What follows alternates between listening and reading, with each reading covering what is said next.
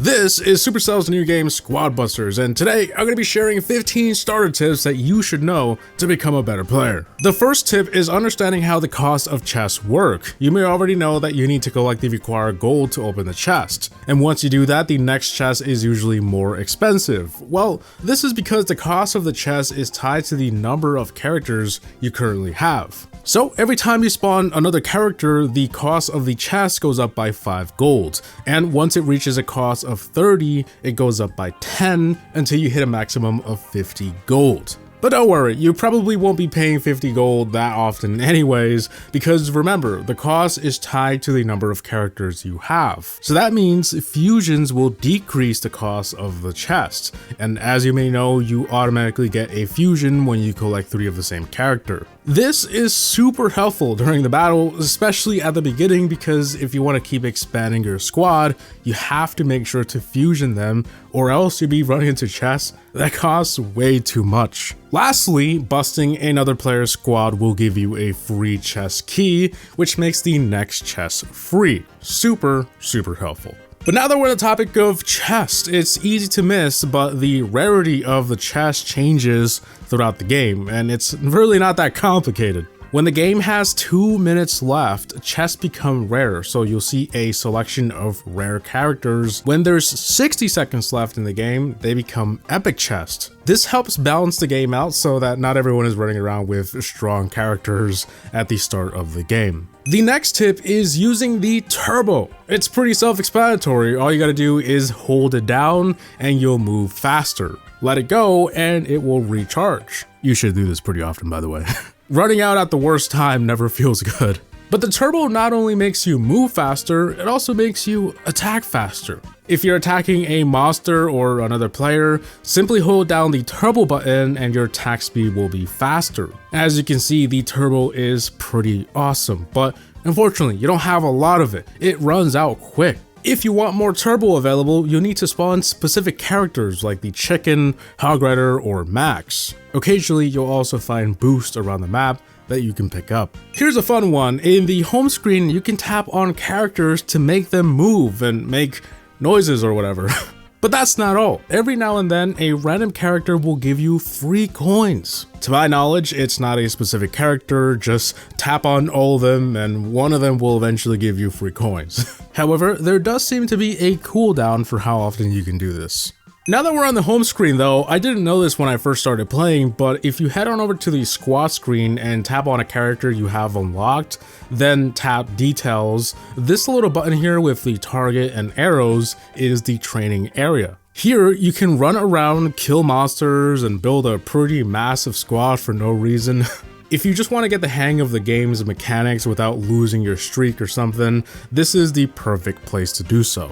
Speaking of streaks, what even are streaks? Well, it's pretty simple. Every time you play a game and come in at 5th place or higher, your streak will begin to grow. It will count. The higher the streak you have, the bigger the reward you get from chests. If you've opened a chest before and saw the bonus at the end, this bonus comes from the streak you're currently on. Now, if you happen to break the streak by getting 6th place or lower, you'll have the option to pay coins to continue the streak. If you don't, the streak will start over. Now, whether paying for that is worth it or not is really up to you. Jumping into a match again, the next tip has to do with spells. Surely you've picked some up and played around with them, and at first I was just tapping the button to drop them, but then I found out that some spells can be thrown in specific locations. Simply tap and drag it like a joystick and throw it wherever you want.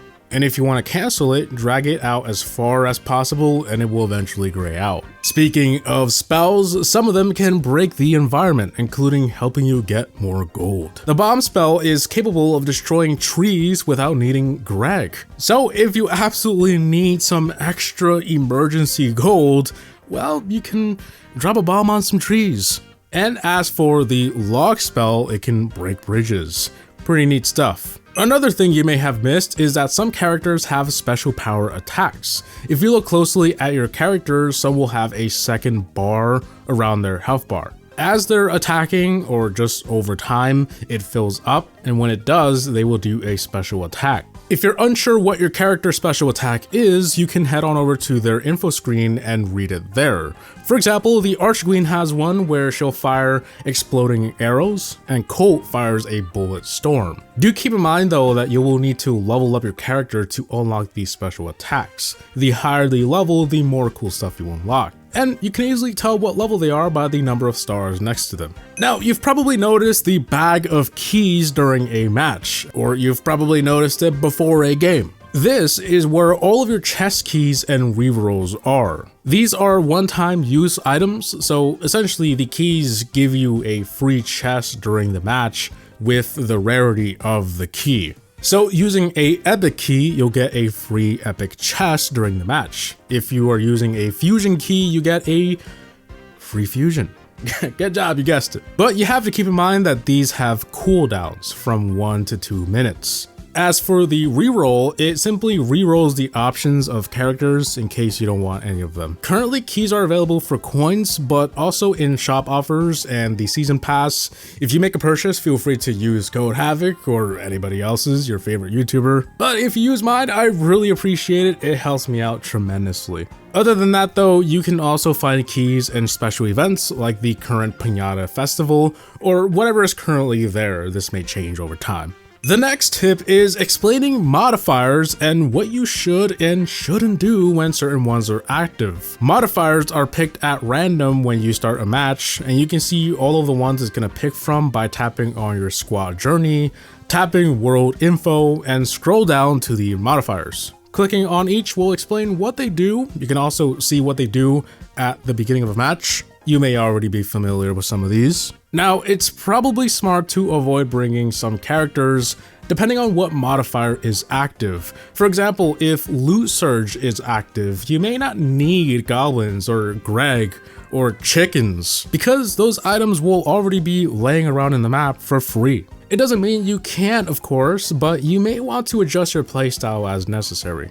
Okay, let's head back to the home screen. If you tap on the achievements book, these are basically quests that you can do to earn more portal energy. This helps you in your squad journey to progress faster, and the cool thing about these achievements is that they reset so that you can do them again. So if you don't have any chest tickets and feel as though there's no reason to play, don't worry, these achievements always come in clutch. Speaking of progression, if you've browsed the shop, you may notice that there are chest tickets you can buy with coins. These are actually a better value than paying coin to buy characters. Buying characters is simply a shortcut, but don't be lazy, play the game and get chests. It's not only more fun, but can give you way more stuff, so save your coins and buy chest tickets. That's what I would do. On a similar note, there is a free chest that you can collect every day. Pretty sweet, right? You can also collect chests from your squad journey. Now, before you open these chests, specifically the squad journey ones, if you're close to a new world or at any point really, you can save these chests, and if you get to the new world, you can unlock characters from that new world. This is just an easy way to unlock new characters.